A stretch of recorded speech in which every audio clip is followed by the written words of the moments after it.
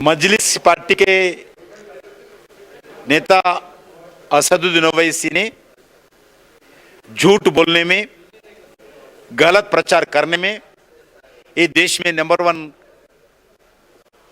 नाते काम करते हैं। मैं सभी देश के मुस्लिम समुदाय के भाई बहनों को मैं विनती करना चाहता हूं। ये 7.5 ईयर्स हो गए भारत में नरेंद्र मोदी सरकार आके।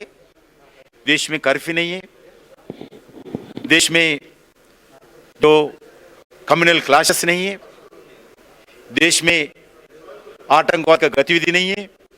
मुस्लिम हो, क्रिश्चियन हो, हिंदू हो, आज मिलजुल कर देश में नरेंद्र मोदी जी के नेतृत्व में आज काम कर रहे, देश के हित के लिए काम कर रहे। इसलिए सिर्फ लोगों को भड़काने के लिए, मुस्लिम समुदाय को भड़काने के लिए, वोट लेने के लिए असदुद्दीन ओवैसी झूठ प्रचार करने में, गलत प्रचार करने में, जो पीस को प्रॉब्लम करने के लिए बहुत कुछ प्रयास करते हैं। मैं इसलिए देश के सभी लोगों को विनती करना चाहता हूं, नरेंद्र मोदी जी सरकार सभी लोगों के लिए काम करेंगे।